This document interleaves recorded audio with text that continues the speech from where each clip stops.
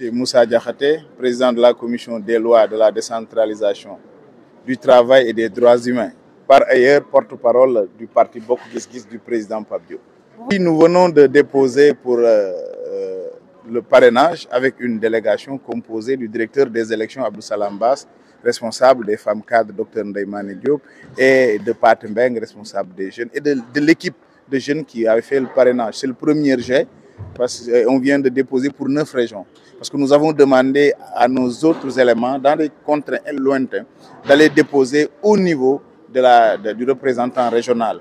Pour 9 raisons, nous venons de déposer pour 22 000 parrains, 22 800 et quelques parrains pour le premier jet. Le directeur des élections vient de m'informer que d'autres gens viennent d'arriver. Mais comme le délai butoir c'était aujourd'hui, nous l'avons déposé, mais nous continuons le parrainage pour pouvoir continuer à animer le terrain, mais aussi intéresser nos militants et sympathisants dans cette phase où il y a de l'animation politique au quotidien.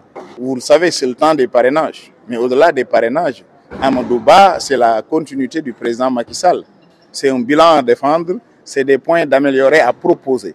Mais pour l'instant, vous le savez tous, nous sommes dans cette phase de parrainage, mais aussi d'animation des bases, en attendant de mettre maintenant sur pied une machine électorale capable de fédérer toutes les forces qui se convergent autour du candidat du président Macky Sall, du candidat du président Pape Diop, qui se trouve être le président Amadou Ba, qui n'est pas à présenter. Parmi en tout cas ce pléthore de candidats que nous avons entendus, je ne vois pas un qui a son niveau en termes de notoriété, en termes de connaissance des dossiers.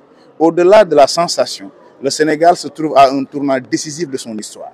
Le First Oil était programmé pour 2023, c'est 2024. Et vous savez, avec tout ce qui se passe en termes de sécurité, il est important que celui qui vienne ne soit pas quelqu'un qui tâtonne ou qui apprend. Le Sénégal est en phase de décollage.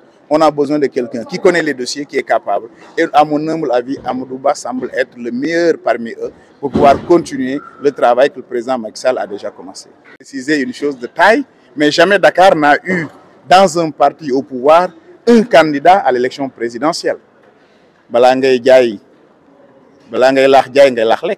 C'est l'honneur pour les Dakarois d'avoir le président qui est leur voisin. Au-delà des partis, au-delà des considérations politiques, c'est un honneur pour tout Dakar et j'ose estimer que les populations de Dakar prendront à bras le corps ce combat-là et d'élire Amadou Ba, un candidat de Dakar, un enfant de Grand Dakar, un enfant des Parcelles Assainies, pour que Dakar, à son tour, puisse assumer tel que Fatick l'a été, tel que Joal l'a été, tel que Kébémer l'a été. Nous pensons que c'est le temps de Dakar, mais cela nécessite un travail sérieux, une implication des femmes et des jeunes. Et si chacun s'y met dans une organisation de qualité, je pense qu'on pourra y arriver. Ça ne va pas être facile, parce que nous avons en face aussi des adversaires de taille que nous respectons, que nous ne sous-estimons pas. Mais nous pensons que le bilan est assez coriace, surtout à Dakar, pour pouvoir avoir de quoi convaincre les Sénégalais pour voter pour le candidat Amadou Ba.